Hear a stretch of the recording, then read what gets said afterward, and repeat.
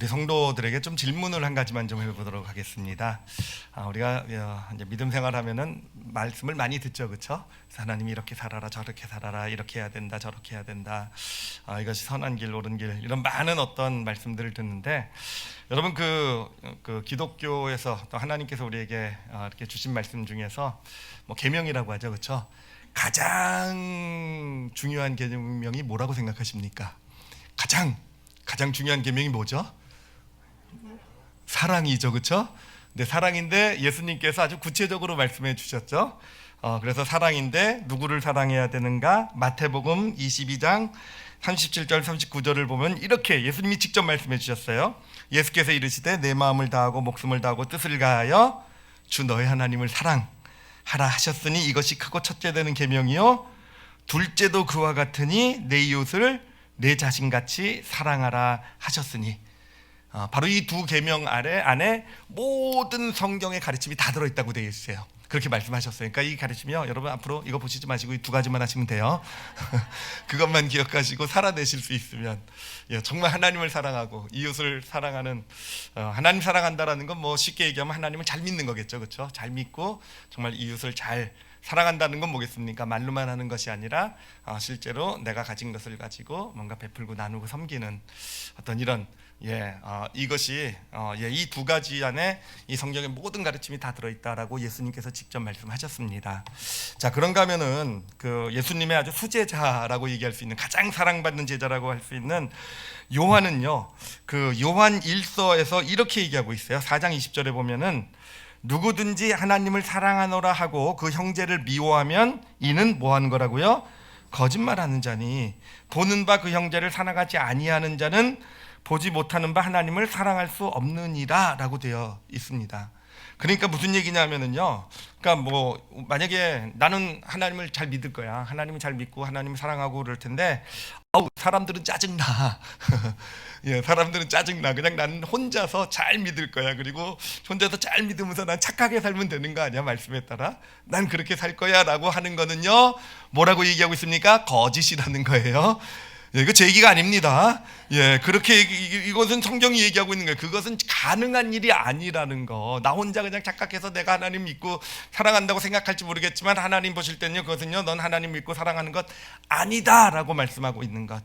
즉 성경에서 말하는 것은요, 결국 하나님의 사랑과 이웃 사랑이요 함께 가는 거라는 겁니다. 따로 갈 수는 없다라는 거예요. 이게 함께 가는 것이고, 그리고 특히 이웃 사랑 없이 하나님을 사랑한다라는 것은 아예 말이 되지 않는 것이다 라고 우리에게 알려주고 있습니다. 바로 오늘 우리가 좀 함께 생각해 보려고 하는 것이 뭐냐 하면은 바로 이 이웃사랑에 대해서예요. 도대체 이웃사랑이 왜 그렇게 중요할까라는 거죠. 왜 그렇게 중요할까? 그러니까 얼마나 중요하면 하나님의 사랑도, 이 이웃사랑이 없으면 하나님의 사랑도 없는 것이라고 말하는 것일까? 그 이유를 함께, 오늘이 바로 영혼의 해부학 20번째 시간이자 마지막 시간이거든요. 마지막 시간에 이 이웃사랑에 대해서 함께 생각해보는 시간을 갖도록 하겠습니다. 자, 이것을 알아보기 위해서 먼저 복습을 좀 하려고 합니다. 지난주 들었던 말씀 여러분 다 기억하고 계셔야 됩니다. 계실 줄 믿습니다. 간단하게만 요약할 거예요. 지난주 함께 나눴던 말씀의 핵심 내용이 뭐냐면은 인간의 어떤 원죄를 성경에서 얘기하고 있죠, 그렇죠? 이 원죄라는 것의 결과는 무엇이냐? 결국 인간이 하나님의 형상을 잃어버렸다라는 의미다라는 거. 여러분 기억하시죠, 그렇죠? 그건 우리가 사실은 이렇게 경험하기는 참 쉽지 않은 이야기지만 어떤 그런 가르치지만 머리로는 좀 꼭 기억하고 있어야 돼요. 원죄라는 것은 하나님의 형상을 우리가 잃어버린 거구나. 그러니까 우리 인간은 원래 하나님의 형상으로 창조가 되었다라는 거죠. 그러니까 하나님의 형상이라는 의미는 뭐냐면은 뭐 하나님의 형상, 그러니까 하나님과 닮았다 뭐 이렇게 볼 수 있죠, 그렇죠? 그러니까 하나님과 닮았다라는 의미도 볼 수 있겠지만 좀 더 정확하게는 뭐냐면은 하나님과 교제할 수 있는 존재로 창조되었다라는 의미예요.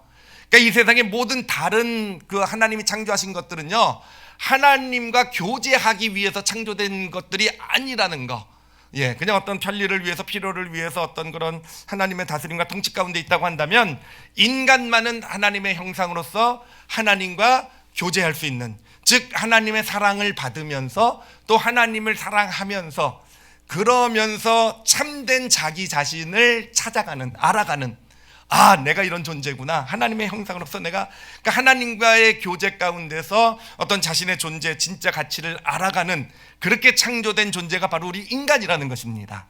그런데 원죄로 인해서 우리에게 있었던 하나님의 형상이 없어진 거예요. 잃어버려진 겁니다. 자, 그러면 어떤 문제가 생기겠습니까? 어떤 문제가 생기겠습니까? 뭐 다른 문제가 아닙니다. 내 존재, 하나님의 형상으로 창조됐는데 그 형상이 사라졌으니 우리 모든 인간은 자기 자신이 누군지를 모른다라는 거예요. 자기 자신이 누군지 모르죠. 자기 자신이 하나님의 형상인데 그게 없어졌으니 자기 자신이 아무리 자기 안을 들어봐도 내가 누군지를 모르는 것. 여러분, 이 세상의 모든 사람들은요, 내가 진짜 누군지 모르는 어떤 그러한 존재들이라는 것입니다. 자, 그렇기 때문에 내가 자기 자신이 누군지 모르잖아요. 그렇기 때문에 모든 인간 안에는 근원적인 불안이 자리 잡고 있습니다. 내가 누군지 모르잖아요. 그러니까 이게 불안한 겁니다. 내 존재에 대해서 알 수 없으니까 불안하죠.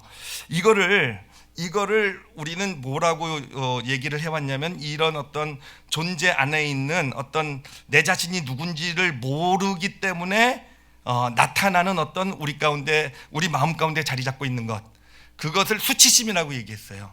그러니까 수치심이라는 것은 우리가 그냥 부끄럽고 창피하고 이런 것이 아니라, 그런 어떤 감정들이 아니라, 수치심이라는 걸 그렇게 생각하시면 돼요. 내 존재 안에 있는 내 존재가 누구인지를 모르는 데서 오는 어떤 그런 인식이에요. 그러니까 뭔가 내 존재가 누구인지 모르니까 늘 뭔가 불안하죠. 그렇죠? 뭔가 부족하다고 느끼죠. 스스로에 대해서 뭔가 문제가 있다고 느끼는 그런 인식이 우리 인간 모두 안에 자리 잡고 있다라는 겁니다. 그 수치심이 자리 잡고 있는 것인데, 자, 그런데 우리 지난 시간에 배운 게 있어요. 지난 시간 바로 이 수치심이라는 거는 내가 누구인지 모르기 때문에 하는 일이 있다 그랬죠. 그렇죠? 수치심이요, 바로 나를 뭐와 동일하게 여기게 만든다고요? 소유와 동일시하게 만든다라는 겁니다. 그래서 우리 인간은 내 소유와 나의 가치를 동일하게 여겨요. 그죠? 내가 뭔가, 그죠? 무엇을 가지고 있으면 물건만을 얘기하는 것이 아니라 어떤 지위도 얘기하는 것이고요. 그죠? 내 어떤 실력을 얘기하기도 하고요. 내가 얻은 성과를 얘기하기도 하고요. 뭔가 하여튼 우리 인간은요, 나와 소유를 동일하게 여깁니다. 그래서 나는 누군가라고 생각할 때,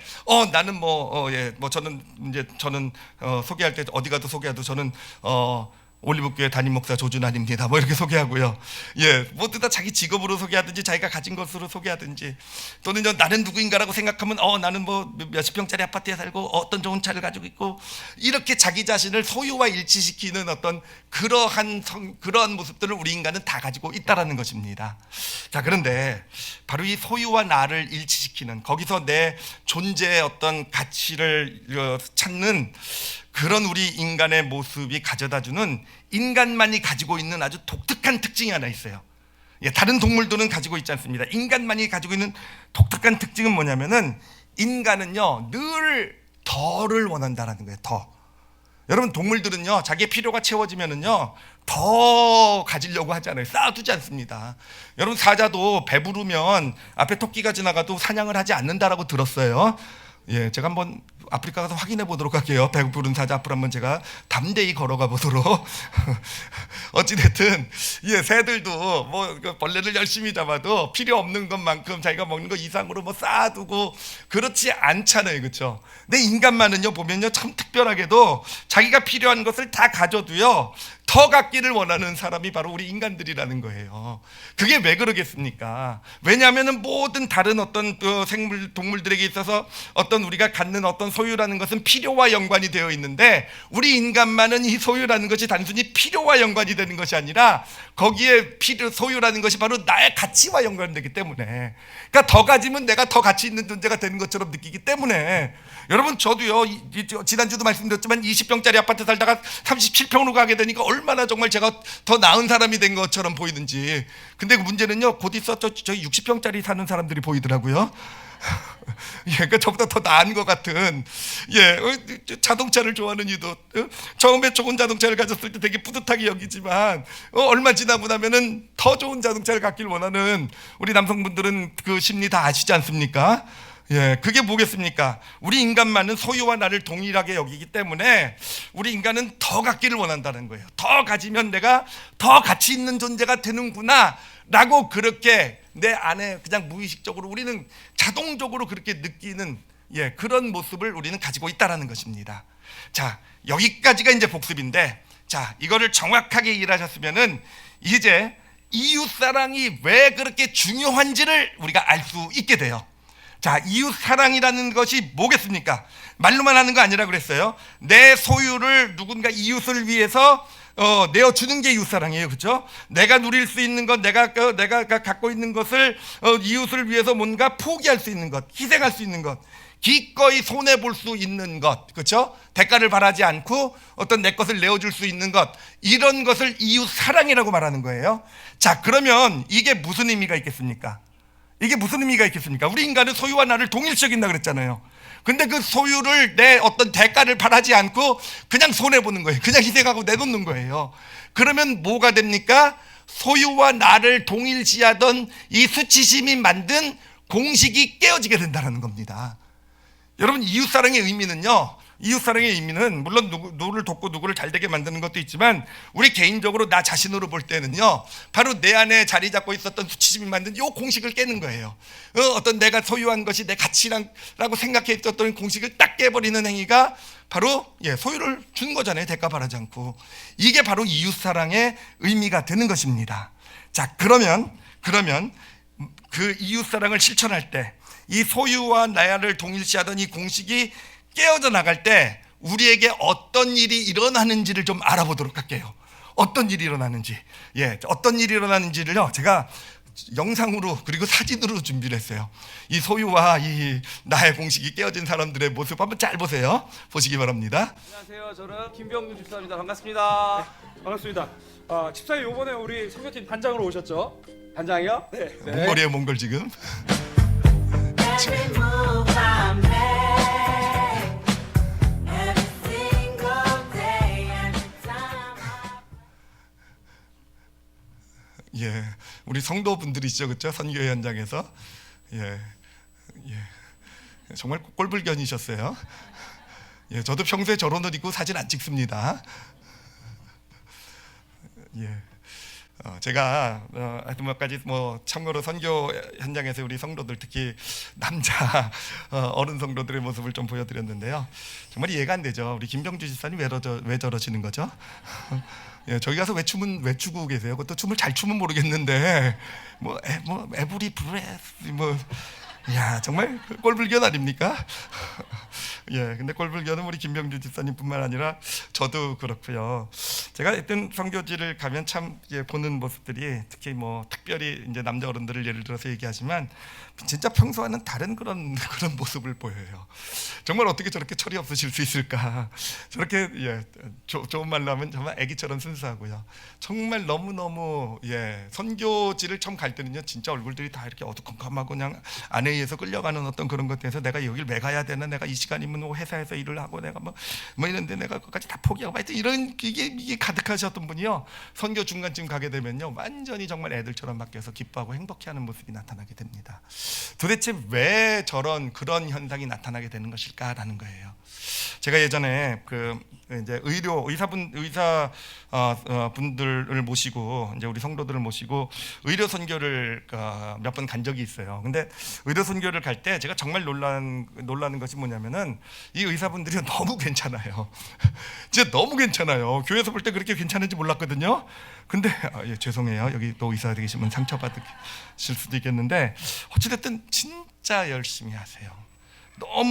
진짜 너무 열정적으로 정말 어떤 그런 그냥 보면은 안타까워하시면서 정말 더 잘 치료해 주지 못하는 걸 안타까워하면서, 선교지니까 아무래도 약도 부족하고 장비도 부족하지 않겠습니까? 그러면서 자신들이 가져갔던 것까지 다 내어놓으면서 정말 보면은요, 이제 정말 줄을 많이 서요. 정말 많은 사람들이 치료를 이제 찾아오는데 보면은 시간이 정해져 있잖아요. 그럼 시간이 끝나면은 이제 기다리는 사람은 가야 되는데 그 가는 사람들이 안타까워서 실은 식사를 드시러 가야 되고 딴 거 좀 쉬고 준비하러 가셔야 되는 그 시간까지도 그 환자들을 돌보시고 막 이렇게 진료를 보시는 거예요. 그래서 제가 그분들 너무 신기해가지고요 직접 물어봤어요. 정말 평소에 한국에서도 이런 식으로 진료를 하시냐고. 저는 병원에만 가보면 의사 선생님이 무서워가지고 맨날 짜증내고 그냥 앉아 있어가지고 그냥 퉁명 섰고 그래가지고 그냥 또 의사니까 의사 선생님이니까 또 제가 뭐라고 할 수는 없고 그래가지고 그래서 근데 확실히 우리 올리브계 의사 선생님들은 다르시군요 막 이렇게 칭찬을 해드리려고 했더니 본인들도 평소에는 그렇지 않다라는 거예요. 본인들도 평생 그렇게 하지 않는데요. 저기도 힘들어 죽겠고 의사하기 싫고 저 진료하는 거 짜증나고 뭐 이러신다는데 하여튼 그런데요 정말 그 선교지에 와서는요 사실 뭐 한국에서 그만큼 진료를 보시면 아마 떼돈 버셨을 거예요, 그렇죠? 그리고 정말 대가도 많이 받으셨을 텐데 여기서는 대가를 받는 것이 아니라 자기 걸 오히려 희생하고 포기해야 되는 정말 그리고 정말 힘들고 어려운 그런 어떤 그렇게 손해 보면서 엄청 고생까지 하시면서 그런데 어떻게 오히려 저렇게 기뻐하고 행복해하고요 정말 어린아이들처럼 변하시고요 정말 그분들에게서 나오는 어떤 그런 그 기쁨은요 우리가 성경에서 보는 그 생쇠강의 기쁨 있잖아요. 어린아이 같은 생쇠강의 기쁨을 막 누리시는 그런 모습을 보게 된다는 것입니다. 도대체 어떻게 그런 일이 일어나게 되는 것일까? 왜 그런 일이 일어나게 되는 것일까? 제가 이제까지는 그냥 잘 몰랐어요. 그냥 선교지에 가서 봉사하면 행복한가 보다, 기쁜가 보다 이렇게까지만 생각했는데 제가 이 말씀을 준비하면서 깨닫게 된 것이 뭐냐면요 왜 그런 기쁨이 넘치는지를 아주 구체적으로 알게 되었어요. 왜 그런 일이 일어나게 되냐면요 여러분 우리 안에 있는 수치심은요 우리를 계속 속여온 겁니다.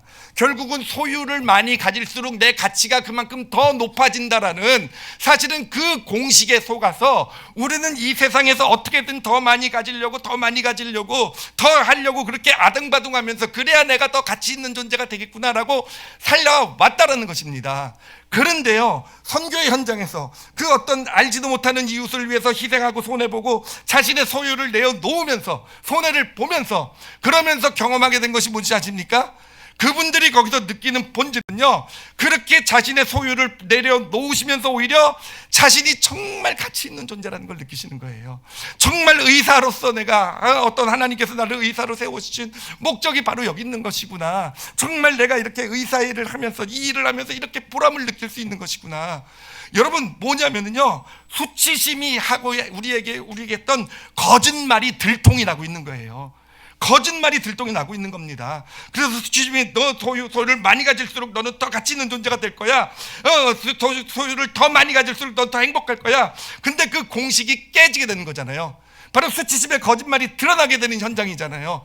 그러면서 그 안에 있었던 수치심은요 거짓말이 드러났으니 어떻게 되겠습니까? 깨갱하겠죠, 그렇죠? 어디 구석에 가서 찌부러져 죄송해요. 어떤 일이 있겠죠, 그렇죠? 그러면서 그 자신의 진짜 가치 오히려 거꾸로 소유라는 것을 내가 이웃을 위해서 포기하고 손해보면서 오히려 수치심의 어떤 속임수는 깨어지게 되고요 하나님이 나에게 놓아두신 하나님의 형상으로서 진짜 가치를 경험하게 되는 거예요. 그것을 누리게 되는 겁니다. 그러면서 내 진짜 존재 하나님이 창조하신 그 존재로서 가치를 느끼면서 그렇게 어린아이와 같이 그 안에서 생쇠강의 기쁨이 터지는 그런 놀라운 경험을 하게 되는 것입니다. 제가 이 말씀 이거를 깨달으면서요 제가 저에 대해서도 좀 이해를 하게 되었어요.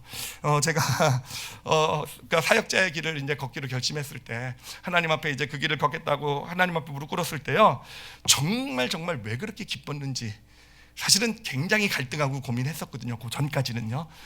정말 내가 이 사역자의 길을 걸어가야 될 것인가 하나님 하여튼 진짜 제가 대학원 졸업하고 나서인데 정말 막 그런 생각이 가득했었는데 하나님 앞에 딱 무릎 꿇고 하나님 다 내려놓습니다. 저 하나님께서 원하시는 이 길 가겠습니다 하는 순간에요 이게 정말 끝내주더라고요. 정말 너무 좋더라고요. 너무 내 안에서 넘치는 어떤 걱정, 근심, 염려하는 건 전혀 없고요 어떤 사실은 제가 그런 결단을 하고 있을 때 제 주변에 있는 분들이 저한테요 굉장히 걱정도 많이 하시고 그런 질문도 많이 하셨어요. 너 어떡하려고 그러냐? 너 어떡하려고 그러냐? 그렇잖아요. 사실 엄청 손해 보는 거잖아요. 엄청 이제까지 어떤 그런 어떤 쌓아왔던 저의 가치 어떤 이런 걸 그 세상적 기준에 볼 땐 저의 가치를 제 존재 가치를 다 내려놓고 포기하는 거잖아요. 그렇죠? 사실은 제가 뭐 사람들에게 인정받고 존중받았던 이유가 뭐가 있겠습니까? 제가 물론 잘생겨서 그랬을 수도 있겠지만 또 비웃음이 나올 줄 알았어요. 그렇지만 제가 그 나름 공부하고 그걸로 쌓아놓은 어떤 그것, 사람들이 그것을 보고 저를 존중하고 인정해 주는 것인 건데, 이제는 사람들의 인정과 존중도 없어질 것이고요. 보장된 미래도 사라지게 된 것이고. 여러분, 그러면 염려하는 게 정상이죠, 그렇죠? 그럼 걱정하고 두려워하는 게 정상이죠, 그렇죠? 근데 그렇지 않았다라는 거예요. 정말 영혼에 형용할 수 없는 그런 기쁨이 막 올라오게 되었다는 겁니다. 이때뿐만의 경험이 아니라요, 그 이후로도요, 믿음의 길을 걸어오면서 경험했던 것들이 바로 그런 것들이에요. 뭔가 내가 누군가를 위해서 내가 편한 길이 있고 내가 유익을 보는 길이 있고 내가 손해보는 길이 있을 때, 이 손해보는 길을 택했을 때 누렸던 것이 바로 그 기쁨이에요. 예를 들면 제가 예전에 언제도 말씀드렸지만 딸아이를 위해서 열심히 모아놓았던 어떤 그런 그 저축을 정말 그 중국에서 힘들다는 소식을 듣고 글로 다 보냈을 때, 여러분 사실 걱정해야 되잖아요, 그렇죠? 이제 제 딸은 어떡합니까? 누가 학비 대줄 것도 아니고 약속한 것도 아니고 걱정하고 염려해야 되잖아요. 근데 여러분, 그것을 보내는 순간에 얼마나 제 영혼 가운데 마음의 평안과 기쁨과 어떤 그런 것이 넘치게 되는지. 이제까지는 사실 그냥 그런 것이 그냥 좋은 거구나라고 생각했는데, 드디어 정확하게 알게 된 겁니다. 여러분, 그 이유가 뭐겠습니까? 바로 우리는 이웃사랑을 실천하면서 뭔가 내 소유를 포기하면서 내 소유를 내려놓으면서 뭐가 깨지게 되는 겁니까? 내 안에 수치심이 좋았던 이 거짓말의 공식이 깨어져 나가게 되는 거예요. 내 안에 수치심이 좋았던 내가 가진 것이 나의 가치란 이 공식이요, 깨어져 나가게 되면서 어느샌가 내 안에 수치심이 설 자리를 잃어버리게 된 겁니다. 그러면서 내 안에 하나님의 형상이 회복되어져 가는, 정말 하나님의 어떤 형상으로서 그 가치, 내가 정말 가치 있는 존재고 내가 정말 괜찮은 어떤 그런 존재로서의 내 자신이 느껴지고 경험되게 되는 것, 거기로부터 바로 올라오는 생생하게 기쁨이 우리 안에 넘치게 되는 것입니다. 자, 제가 또 예를 하나만 좀 들어보도록 할게요. 이번에는 성경의 예를 하나 좀 들어보도록 할게요. 다윗의 이야기인데, 다윗은 이제 언제 이야기냐면 다윗이 사울 왕에게 쫓길 때 이야기예요. 그때 보면은 다윗이 이제 쫓겨가지고 저 아둘람 굴이라는데 이제 혼자 숨어 있었는데, 근데 그 다윗에게로 이스라엘에 있었던 이 불황아들, 범죄자들, 사회에 적응 못하는 그런 사람들이요, 다 몰려 나오게 됩니다. 그러니까 다윗이란 나름 유명한 사람이 있으니까 사회에서는 맨날 범죄자라고 손가락질 받고, 옛날 뭐 사회 부적응자 문제야, 뭐 깡패, 뭐 이렇게 손가락질 받던 사람들이 에이 끼리끼리 모여 살자, 뭐 이런 마음이었던 것 같아요. 그러니까 그 다윗에게 기대려고 나오게 되고요. 그러니까 다윗도 그런 사람이 나왔으니 이걸 또 거절할 수도 없고, 그래가지고 이제 그 사람들을 다 받아들이다 보니까 다윗 밑에 600명이라는 사람이 함께하게 되는 아둘람 공동체 사람들의 어떤 모임이 생기게 된 겁니다. 자, 그런 사실 여러분 그런 모임에 가까이 가지 마시기 바랍니다. 그렇죠? 거의 사회 부적응자, 낙오자, 실패자, 범죄자들, 이게 두글두글 모여 있는 그런 모임이에요. 자, 그런데 그렇게 이제 다윗이 그 600명의 사람과 같이 지내고 광야에서 이제 도망 다니고 막 그러고 있었을 때, 다윗에게요, 그일라라는 성으로부터 SOS가 와요. 그러니까 그일라가 이제 블레셋 국경지대에 있었던 성이었는데 블레셋 군대가 쳐들어온 겁니다. 그랬더니 그일라 성에서 다윗에게 도와달라고 요청을 한 거예요. 그러니까 왜 다윗에게 도와달라고 했을까 생각을 해보니까 사울이 도와주지 않았던 것 같아요. 그러니까 사울이 왕이니까 당연히 사울이 군대를 보내서 구해줘야 되는데, 사울은 지금 딴 데 정신 팔려 있거든요. 다윗을 잡아 죽이는 데만 정신 팔려 있거든요. 그러니까 도와주지 않으니까 이 그일라 사람들이 어쩔 수 없이 그래도 다윗이 옛날에 명성이 있으니까 다윗에게 도움을 요청한 거예요. 우리를 좀 구해달라고. 자, 근데 여러분 생각해 보세요. 다윗의 입장이 돼 보세요. 지금 그일라를 구하러 갈 그런 처지가 아니에요. 다윗은요, 그일라는요 평야지대에 있는 성입니다. 그러니 600명이라는 사람을 이끌고 그일라로 구하러 주러 가는 건 좋은데, 거기 가면은요 분명히 사울 왕한테 들키게 될 것 같아요. 들키게 되면, 평야에서 들키게 되면 이제 완전 도관에 든지 아니겠습니까? 지금 다윗과 그 600명의 사람들은요, 남을 도와주고 할 그런 형편이 아닙니다. 지금 자기가 사정이 내 코가 석자고 진짜 지금 그런 내 삶을 지금 돌아보기도 지금 힘들고 어려운 상황인 거예요. 그런데 이제 도와달라고 요청이 들어오게 되니까 다윗이요, 그래도 하나님께 물어봅니다. 하나님, 그 일날을 도와주어 가야 됩니까? 예, 이런 질문에는 가기 싫다라는 의미가 담겨 있는 거죠, 그렇죠? 근데 하나님께서, 하나님 제 사정 아시잖아요. 그런데 그렇게 이제 하나님께 요청하는데 하나님께서 뭐라고 하셨냐면 가라 그러고 얘기를 하세요. 그래서 다윗이 가라 그러니까 또 그 얘기를 듣고 공동체 사람한테 얘기를 합니다. 하나님이 가라고 하는데 어떡하냐 그랬더니 공동체 사람들이 당신이 잘못 들었을 거예요. 지금 우리 처제 갈 때가 아니에요. 다시 한번 좀 잘 물어보세요. 뭐 이렇게 돼요. 그러니까 다윗이요, 두 번째 물어봐요. 주로 다윗 한 번만 물어보고 하나님 얘기하시면 무조건 순종한 사람이에요. 근데 그때 얼마나 이건 아니라고 생각했으면 또 물어봤겠습니까? 그래서 하나님께 또 물어봐서 꼭 가야 됩니까? 그랬더니 하나님이 가라 그래요. 블레셋을 내가 네 손에 붙였으니까 꼭 가라. 그렇게 얘기하니까 이제 하나님이 두 번 얘기하셨으면 안 갈 수가 없잖아요. 그래가지고 이제 600명의 아둘람 공동체 사람이 이끌고 이제 그 일라로 가가지고 블레셋을 물리쳐 냈습니다. 거기까지는 좋았어요. 거기까지는 좋았는데 우려하던 일이 생긴 겁니다. 그 일라 사람 중에 뭐 한두 사람이 몰래 사울 왕한테 가서 꼰질른 거예요. 다윗이 여기 그 일라로 왔습니다. 그랬더니 사울이 잘됐다 싶어가지고 군대를 준비하기 시작한 겁니다. 다윗을 잡으려고. 근데 다윗이 그 소식을 다행히 들었어요. 사울 왕이 지금 쳐들어올지도 모른다라는 소식을 딱 들으면서 다윗이 하나님께로 나갑니다. 하나님께 물어봐요. 하나님, 사울 왕이 쳐들어올 것입니까? 안 올 것입니까? 라고 물어봐요. 여러분, 왜 물어봤겠습니까? 궁금해서 물어봤겠습니까? 아니에요. 궁금해서 물어본 게 아니에요. 하나님이 좀 막아달라고 요청한 거예요. 여러분, 그렇잖아요. 다윗이 지금 하나님 명령에 순종해서 정말 남을 도와줄 형편이 아닌데 지금 도와줬단 말이에요. 그렇게 하나님 명령에 순종했으면 하나님이 내 일을 좀 도와주셔야죠. 그렇죠? 여러분, 그렇게 생각하지 않으세요? 저는 그렇게 생각하는데, 제가 뭔가 굉장히 수고하고 걔가 뭔가 좋은 일하고 막 하나님 명령대로 어려운 일만 해내면은요, 하나님이 내 문제 해결해 주시겠지. 예, 하나님이 뭐 좀 도와주시겠지. 안 도와주시면 어떻게 됩니까? 시험에 들죠, 그렇죠? 저만 그렇습니까? 근데 하여튼 그런 하나님께 좀 도움을 요청한 거였어요. 하나님, 좀 사울 왕은 제가 하나님께 순종했으니까 하나님이 좀 무슨 일을 하나님 다 하실 수 있으니까 못 내려오도록 좀 막아주세요라고 요청한 건데, 하나님의 대답은 뭐였냐면요, 사울 왕이 내려올 거다라는 대답을 하세요. 그러니까 다윗이 또 물어봅니다. 이번엔 뭘 물어보냐면, 그렇다면 여기 있는 그 일라 사람들이 내 편이 되어주겠죠? 라고 물어봐요. 내 편이 되어주겠죠? 여러분, 할 수 있는 기대죠, 그렇죠? 자기가 그 일라 사람들을 구해준 사람이 자기니까 그 일라 성 사람들이 자기 편 들어주면 그래도 나름 그 성에 의지해서 뭔가 해볼 수 있을 것 같은 생각을 했던 것 같아요. 하나님의 대답은 뭔지 아십니까? 아니, 그 일라 사람들은 사울 왕 편 들 거야. 하나님도 너무하시죠, 그렇죠?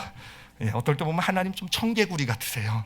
우리가 물어보는 거, 원하는 거하고 반대로 답을 주실 경우가 많으신 것 같아요. 하여튼 어찌됐든 그렇게 이제 그 얘기를 듣고 나니까 이제 다윗이 어떡합니까? 그냥 바로 즉시 36개 주랭량을 놓게 돼요. 그래가지고 그냥 그 일날 떠나가지고 다시 예전에 있었던 그 광야 속으로 도망을 가게 됩니다. 자, 이게 성경에 기록된 스토리예요. 자, 그러면 여러분, 여기서 우리가 진짜 좀 생각해 봐야 될 것이, 하나님이 왜 다윗과 아둘람 공동체를 그 일라로 부르셨을까라는 거예요. 물론 그 일라 하나님의 백성이니까 그 사람들을 구원하는 것도 중요한 일이지만, 그래도 그렇게 다윗과 어떤 아둘람 공동체가 하나님을 위해서 그렇게 이웃을 위해서 희생하고 헌신하고 손해를 봤으면 뭔가 다윗에게도 그 아둘람 공동체에도 유익이 있어야 될 거 아니겠습니까? 근데 달라진 게 하나도 없어요.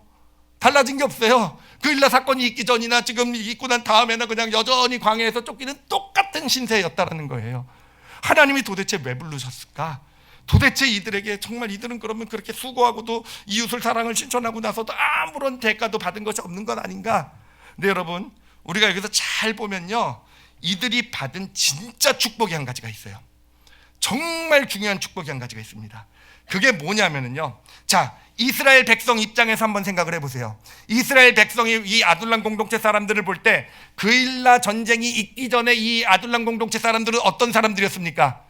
불황아 집단이었을 거예요. 문제아 집단이었을 거예요. 근처에 가기도 싫은 그런 집단이었을 거예요. 야, 저런 데 얼씬두거리지만 저런 데 가면 큰일 나. 아마 아이들한테 그렇게 가르쳤을 거예요. 그렇죠? 그런 집단이었을 거예요. 근데 이 전쟁이 끝나고 나서 사람들이 이 사람을 그 아둘람 공동체를 바라볼 때 이제는 어떻게 바라보겠습니까? 바로 하나님이 보내주신 하나님의 용사들이잖아요. 자기 왕도 도와주지 않는 어려움과 힘든 일이 있을 때 하나님이 보내셔서 도와주신 하나님의 용사들, 이렇게 보게 되지 않았겠습니까? 근데 더 중요한 것은요, 그 외부 사람들만 그렇게 보게 된 게 아니라는 거예요. 자기 스스로를 볼 때도 어떻게 되겠습니까? 이전까지 자신을 바라볼 땐 스스로도 불황화 집단들이었을 거예요. 그렇죠? 그냥 사회 낙오자였고 손가락질 받는 것이었고 사회에서 살 수 없어서 어쩔 수 없이 광야까지 쫓겨나와가지고 그냥 다윗 밑에 붙어가지고는 비참하게 살고 있는 존재가 자기라고 생각을 했을 거예요. 인간은 소유가 나라고 생각을 하잖아요. 그렇죠? 그런데 이 사건을 통해서 경험한 것이 무엇입니까? 그들 스스로가 뭘 알게 되겠습니까?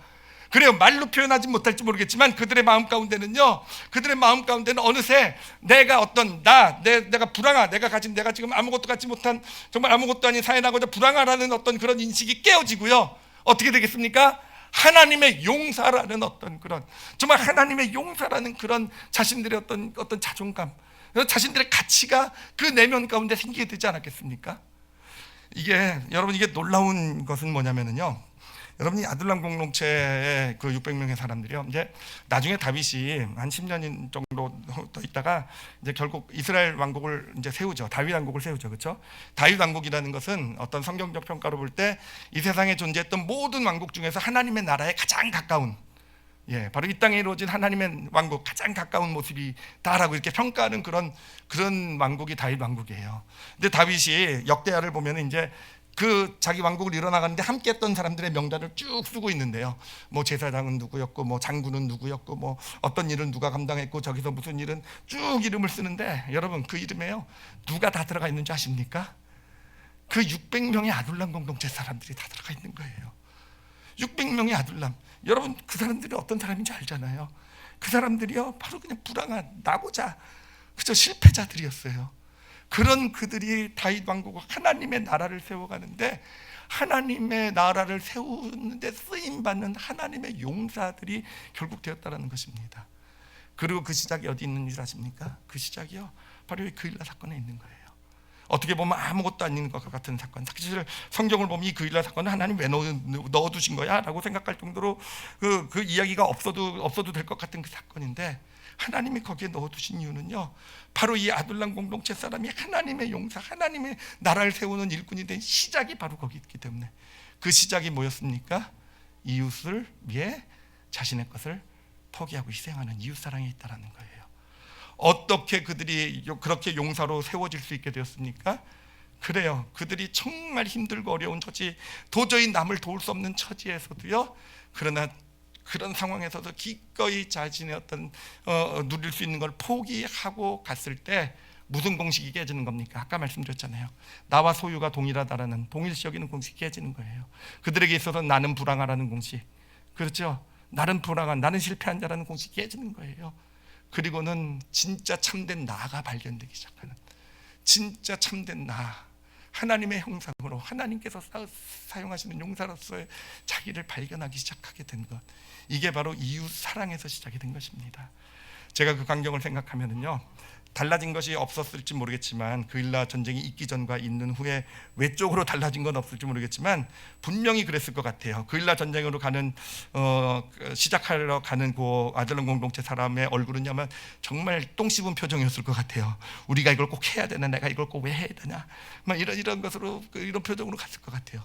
근데 전쟁이 끝나고 나올 때는요, 얻은 것은 아무것도 없는 것처럼 보여도요, 저는 그들의 얼굴에 행복과 기쁨이 넘쳤을 거라고 확신해요.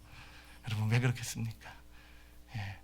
수치심에 우리를 속여왔던 공식이 깨지니까. 수치심이 어느샌가 누구보다도 수치심이 컸을 그들 아니겠습니까? 근데 그 수치심이 어느샌가 그들의 마음으로부터, 내면으로부터 자취를 감추게 되면서 참된 나를 발견하면서 오는 그런 기쁨과 행복, 그것이 넘치게 되지 않았겠습니까? 제가 이 말씀을 보면서요, 우리 크리스찬들은요, 물론 풍부하고 여유 있을 때도 다른 사람, 이웃사랑, 섬김, 실천을 해야 됩니다.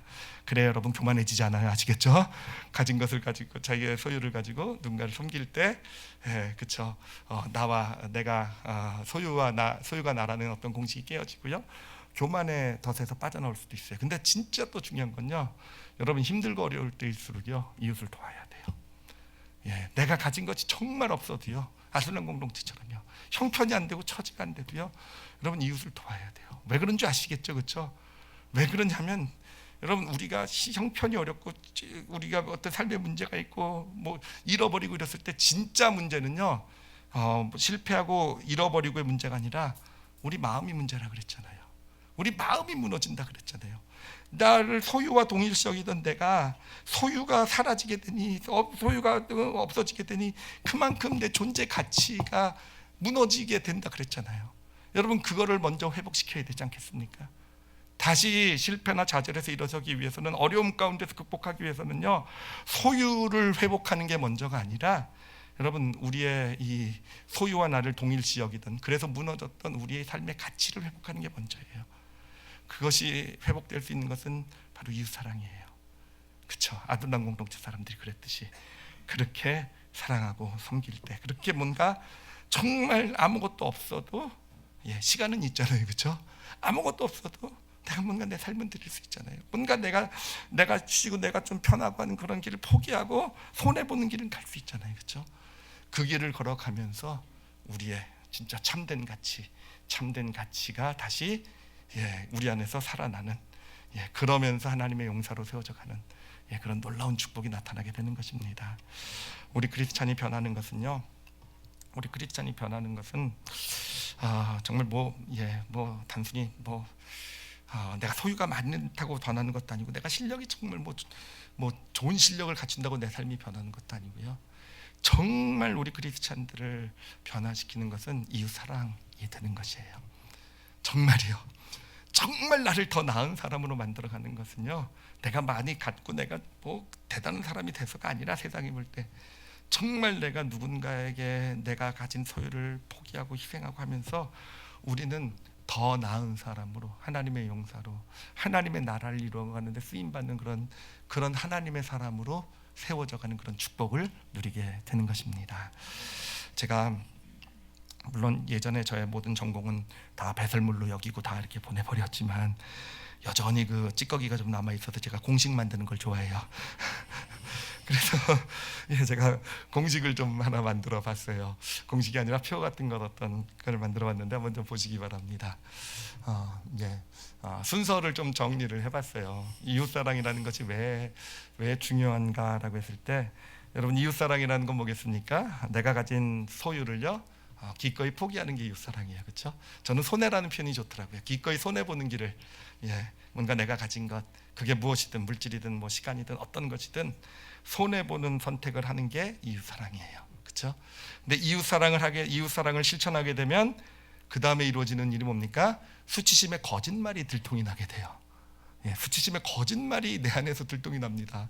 예, 내가 소유와 나를 동일시 여겼던, 더 가져야 너는 더 좋은 가치가, 더 큰 가치 있는 사람이라는 그 수치심의 거짓말이 들통이 나면서 수치심이요, 예, 설 자리를 내 삶에서, 내 내면에서 설 자리를 잃게 돼요. 그러면서 나는 내 참된 존재 가치, 하나님의 형상으로서 내 존재 가치를요, 예, 느끼고 회복하게 되는 것이고요. 예, 그렇게 참된 존재 가치를 회복하게 되면서요, 내 안에 생수의 강의 기쁨이 넘치게 됩니다. 정말 참 신기해요. 배프고 손해 보는데 기뻐해요, 그렇죠? 세상이 볼 땐 절대로 이해할 수 없는 공식입니다, 그렇죠? 근데 저게 진짜 공식인 줄 믿습니다. 예, 그런 기쁨이 넘치게 돼요. 생수의 강의 기쁨이 넘치게 되고요. 여러분, 그럴 때 우리는요, 진짜 하나님을 사랑할 수 있게 돼요. 왜 그런지 아십니까? 하나님을 사랑하는 것은요, 내가 하나님을 사랑할 거야, 내가 하나님을 잘 믿을 거야, 내가 말씀을 잘 지킬 거야, 이렇게 해서 되는 게 아니에요. 그렇게 해서 됐다고 한다면, 여러분, 예수님 시대에 바리새인 종교 지도자들이 하나님을 제일 사랑하고 잘 믿는 자들이 됐을 거예요.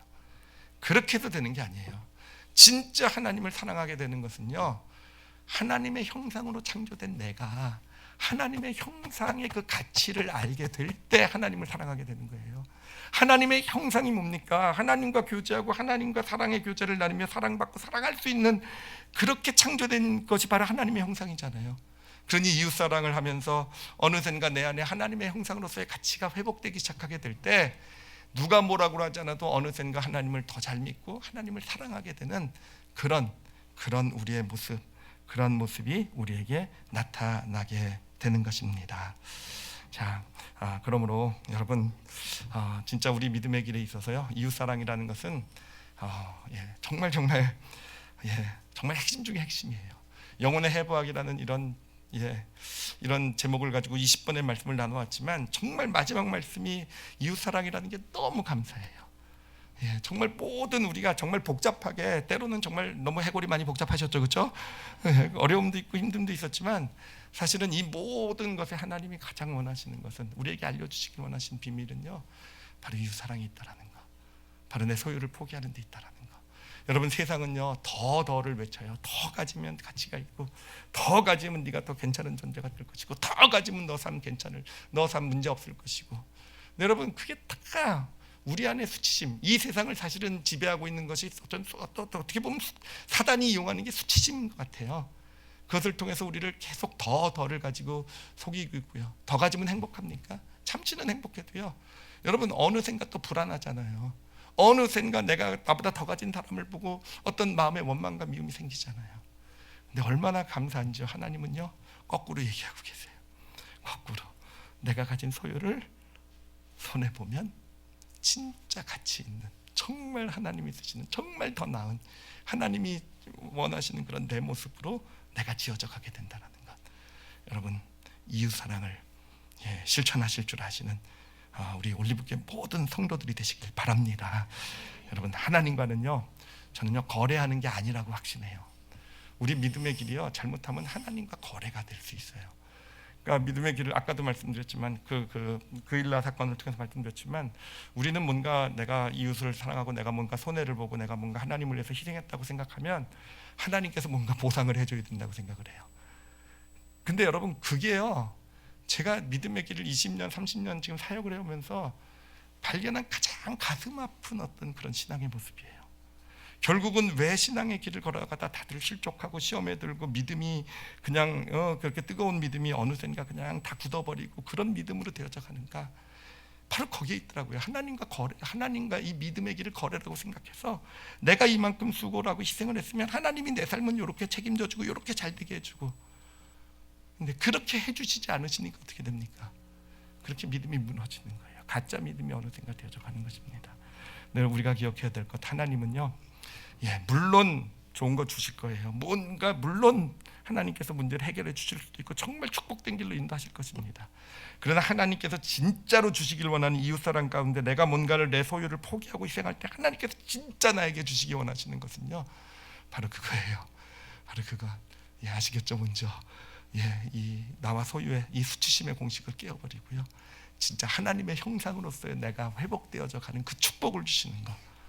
여러분 그러므로 즐거움으로 기쁨으로 이웃을 사랑을 실천하시는 우리 성도들이 되시길 바랍니다. 근데 이것을 이웃사랑을 실천하기 위해서 우리가 좀 훈련을 해야 될 것이 있어요. 그러니까 우리가 기본적으로 진짜 훈련이 제가 세 가지 훈련을 말씀드릴 텐데, 그 훈련이 잘 돼 계시면은 그거를 늘 훈련을 하시고 살아가시게 되면 우리에게서 너무도 자연스럽게 이웃 사랑의 모습, 뭔가 내 소유를 기꺼이 이웃을 위해서 손해 볼 수 있는 그런 모습이 나타나게 될 것입니다. 바로 오늘 본문, 우리가 읽은 본문에 나온 것인데요. 먼저 첫 번째는요, 고린도전서 12장 21절입니다. 같이 이 내용을 읽어보도록 하겠습니다. 읽겠습니다. 시작. 눈이 손더러 내가 너를 쓸데없다 하거나 또한 머리가 발더러 내가 너를 쓸데없다 하지 못하리라. 여러분 이게 무슨 말이겠습니까? 그러니까 서로의 다름을 인정하라는 거예요. 서로의 다름을. 우리는요 소유를 자신의 가치와 동일시하는 이 세상 사람들은요, 이 세상 그 수치심에 속고 있는 우리들은요, 가진 것, 소유한 것을 가지고 사람들을 판단한단 말이에요. 사람들을 지적한단 말이에요. 근데 그러지 말라는 거예요. 그러지 말고 다름이라는 것을 온전히 인정하고 존중할 줄 아는 사람이 되라는 것입니다. 그렇게 사람들을 대하게 될 때 어느샌가 사람들을 바라볼 때 소유와 그 존재를 동일시하고 있는 내 자신 안에 수치심이 주는 속임수들이 깨어져 나가게 되는 것입니다. 자, 그리고 두 번째입니다. 고린도전서 12장 23절입니다. 같이 읽겠습니다. 시작. 우리가 몸에 덜 귀히 여기는 그것들을 더욱 귀한 것들로 입혀주며 우리의 아름답지 못한 지체는 더욱 아름다운 것을 얻느니라. 예, 그런즉 이건 뭐 그렇고요. 여기서 말하는 것은 뭐겠습니까? 여러분 우리가 정말 덜 귀히 여겨지는 지체를요 오히려 더 소중하게 여기라는 것입니다. 우리 이게 덜 귀한 지체라는 의미가 아니에요. 덜 귀히 여겨진다는 겁니다. 왜 그러겠습니까? 뭘 가지고 더 귀하고 덜 귀한 거로 판단합니까? 소유를 가지고 판단하잖아요. 여러분 그것을 깨버리라는 거예요. 소유를 가지고 이 사람이 더 귀하니까 더 귀하게 여겨져야 되고 이 사람은 덜 귀하니까 아무것도 아니니까 이 사람은 좀 무시해도 되고가 아니라 그것을 깨버린다라는 것은 무엇이냐면은 결국은 소유와 그 사람의 가치를 동일시 여기는 수치심이 주는 그 공식을 내 안에 깨버린다라는 겁니다. 그러므로 우리는요 진짜요 덜 귀히 여기는 주목받지 못하는 것 같은 어떤 세상의 기준으로 볼 때는 아무것도 아닌 것 같은 사람 여러분 더 귀히 여기실 줄 아시는 우리 올리브교회 성도들이 되시길 바랍니다. 예, 오늘 캠핑장에 가세요. 저를 무시하시기 바랍니다. 우리 교회에서 저를 제일 귀히 여기고 계신 것 같은데 저를 완전 무시해. 오늘 뭐 제 상처받지 않을게요. 그냥 고기 뭐 좀 덜 먹으면 어떻습니까? 그렇죠? 진짜 그런 교회에서 생활이요 그런 걸 실천하는 자리가 될 수 있었으면 좋겠어요. 우리가 소고를 한번 하든 우리가 모임을 한번 갔든 이런 어떤 자리를 갔든 정말 우리가 관심을 기울일 대상은요 바로 그런 세상에서 볼 때 덜 귀히 여기는 것 같은 그래서 스스로도 그렇게 어쩌면 생각하고 계실지도 몰라요. 그분에게 관심을 가져주고 다가가지고요 정말 귀한 것으로 이렇게 대접해주고 하게 될 때 우리 안에 수치심이 주는 소유와 나 이 공식이 깨어져 나가게 될 줄 믿습니다. 그리고 마지막으로요 고린도전서 12장 26절이에요. 같이 읽도록 하겠습니다. 시작. 만일 한 지체가 고통을 받으면 모든 지체가 함께 고통을 받고 한 지체가 영광을 얻으면 모든 지체가 함께 즐거워하느니라. 여러분 함께 기뻐하고 함께 아파할 줄 아는 그런 모습을 갖추시길 바랍니다. 근데 여러분 우리의 모습은 실제는 어떻습니까? 뭔가 사촌이 땅을 사면 어떻게 됩니까? 배가 아프게 우리죠. 그렇죠? 누군가가 잘못되면은요 겉으로는 슬퍼하지만 속으로는 굉장히 고소요? 고소까지는 생각을 못했는데 그냥 통쾌하다 뭐 이런 것만 생각했는데 예, 왜 그런 모습이 나오냐면요 바로 소유와 나를 동일시 여기기 때문에 그러는 거 아니겠습니까? 그러니까 뭔가 남 사촌이 땅을 사면 나보다 그 사람이 더 가치 있는 존재가 되는 것 같으니까 배가 아픈 거잖아요. 뭔가 그 사람이 뭔가 소유를 잃어버리면 내가 저 사람보다 더 나은 존재가 됐구나. 그런 수치심이 주는 마음이요. 그런 마음들이에요. 사촌이 땅을 사면 배가 아프고 남이 잘한데 우리 성도들처럼 고소하게 여기시는 그런 모습이 나오는 거죠. 근데 훈련해야 돼요. 정말 함께 아파할 줄 알고요. 정말 함께 기뻐할 줄 아는 존재가 되어져 가게 될 때 우리 안에 이 수치심이 발붙일 곳은 사라지게 될 것입니다. 그래서 우리가 이 세 가지를 여러분 꼭 기억하세요. 기억하실 수 있겠죠? 뭐 셋 다 기억 안 되면 2개만 기억하시고요. 그것도 안 되지만 하나는 꼭 붙으세요. 아시겠죠? 그렇죠? 다름을 인정하고 존중해 주세요. 다름. 가정 안에서도요. 그래요. 아빠의 역할이 다르고 엄마의 역할이 다르고 자녀 다름에 대해서 인정하고 내 다름이 존중받는다라는 어떤 그런 다름을 공동체에서도 그렇고요. 교회에서도 다름을 인정하실 줄 아는 존중하실 줄 아는 두 번째는 뭡니까? 세상에서 덜 귀히 여기는 그런 사람들을 정말 귀히 여길 줄 아는 제일 약한 존재, 약한 것처럼 보이는 스스로도 그렇게 생각하고 있는 존재를 오히려 더 귀한 것으로 입혀주고 그렇게 대접해 줄 줄 아는 그리고 세 번째는요 함께 기뻐하고 함께 아파할 줄 아는 여러분 그렇게 살아가다 보면요 어느샌가요 나는 이제 수치심과는 상관없는 사람이 될 거예요. 그래요. 나는 내 소유가요 그게 내 가치가 아니라 하나님께서 맡겨주신 거라는 걸 알게 될 거예요. 그래서 그것을 가지고 마음껏 이웃을 섬기면서 그러면서 하나님의 용사로서 하나님이 세워주신 자로서 하나님의 형상으로서 지어져가는 그런 축복을 누리실 줄 아는 그 길을 가실 줄 아시는 저와 여러분이 되시기를 예수님의 이름으로 축원합니다. 기도하시겠습니다. 여러분 이 시간 기도하실 때요 우리가 예수님을 좀 마음에 담아봤으면 좋겠어요. 예수님은 우리와 똑같은 성정을 가지신 분이신데요 죄는 짓지 않으셨대요. 여러분 그 의미가 무엇이냐면요 예수님을 보면요 늘 손해보는 길을 택하셨어요. 아무도 그 길을 가기 원치 않는 나병 환자를 만져주시고 죄인들의 친구가 되어주시고 사실 사람들은요 그렇게 안 하거든요. 다 자기 이익 내가 뭔가 더 많이 갖고 근데 예수님은요 늘 자신의 것을 자신의 소유라고 생각하는 것을 내려놓으시고 포기하시는, 손해보는 그 길을 가셨어요. 여러분, 십자가의 길이 그 길 아니겠습니까? 세상의 모든 영광, 모든 존귀, 모든 것을 다 가지고 계신 분이요, 그 모든 자기의 소유를요 기꺼이 내려놓은 자리가 벌거벗겨진 자리잖아요. 그리고요, 십자가의 죽음이라는 것은요, 사실은 우리 인간이 절대로 놓지 못하는 소유가 뭐냐면 우리의 목숨이에요. 그렇죠? 목숨만은 절대로 놓지 못하고, 그래서 죽음 앞에서 그렇게 두려워하고 떠는 존재, 떨 수밖에 없는 게, 목숨이 사라지면 나도 사라진다고 생각하니까. 근데 예수님은요, 그 마지막 소유인 사람들, 모든 인류가 마지막 소유라고 생각하면서, 그래서 그 죽음의 두려움 가운데 사단의 종로로 탄다고 성경 얘기하고 있는 그 목숨이요, 그것까지도요 기꺼이 내 소유가 아니야. 누구를 위해서요? 우리를 위해서. 자신의 마지막 소유인 목숨까지도 내어놓으신 게 바로 십자가예요. 그렇기 때문에 예수님을 통해서 온 인류의 구원의 역사가 나타난 것이고요, 예수님은 우리의 구주가 되신 거 아니겠습니까? 물론 우리가 예수님처럼 그렇게는 살아가기 힘들 수도 있어요. 그렇지만 조금만이라도 닮아갔으면 좋겠어요. 정말 더 갖고, 더 붙들고, 더 내 것, 내 소유, 내게 뺏기면은 부들부들 억울해하고 그것 때문에 그냥 무너지고. 아니요, 정말 예수님처럼요, 우리가 그런 삶의 모습으로 조금이라도 살아갔으면 좋겠어요. 내 소유를 포기할 줄 아는, 손해볼 줄 아는.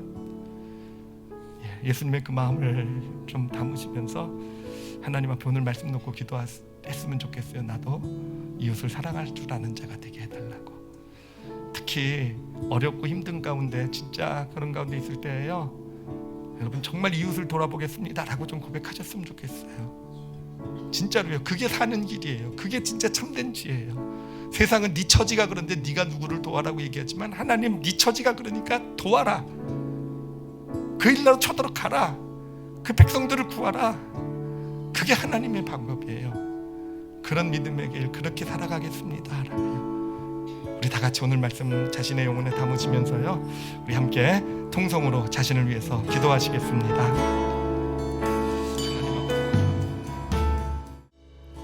하나님 아버지, 감사합니다. 하나님, 우리의 선택이 때로는 손해보는 쪽이 될 수 있기를 원합니다. 하나님, 기쁨으로, 감사함으로 손해보는, 그렇게 이웃을 사랑할 줄 아는 저희들 되게 하여 주시옵소서. 하나님, 그럴 때 아버지, 이 교회가 어느샌가 하나님 나라에 가장 가까운 그런 천국의 모습을 갖춰가게 될 줄 믿습니다. 하나님, 그럴 때 정말 가정이 정말 하나님 나라에 가까운 그런 천국이 되어져 갈 줄 믿습니다. 아버지, 무엇보다도 하나님, 우리 자녀들에게 손해볼 줄 아는, 손해보면서 기뻐할 줄 아는 믿음을 전해주는 저희 부모들 되게 해주십시오. 아버지, 생각해보면 저는요, 제일 감사한 게 제 딸이 기꺼이 손해볼 줄 아는, 조금이지만 그것을 가르칠 수 있었던 것이 정말 가장 잘한 일이라고 이 시간 생각이 들어요. 하나님, 감사해요. 아버지, 우리가 다음 세대, 우리 크리스찬으로서 다음 세대 무엇을 가르치겠습니까? 믿음 안에서 무엇을 가르치겠습니까? 더 많이 소유하는 법, 더 많이, 남들보다 많이 가진 것을 복이라고 가르치는 것이 진짜 믿음이겠습니까? 아니요, 정말 진짜 믿음 가르치는 저희들 되게 해주세요. 진짜 믿음 보여줄 수 있는 저희들 되게 해주세요. 더 많이 기꺼이 소유를 내어놓을 수 있는 게 참된 복이 된다라는 것, 아버지, 그래서 저희들뿐만 아니라 우리 다음 세대 아이들을 하나님의 용사로, 하나님의 나라를 이루는 데 쓰임받는 참된 용사로 세워나가는 우리 올리브교회와 우리 올리브교회 성도들의 가정이 되게 하여 주시옵소서. 아버지께 감사드리며 예수님 이름으로 기도드렸사옵나이다. 아멘, 아멘.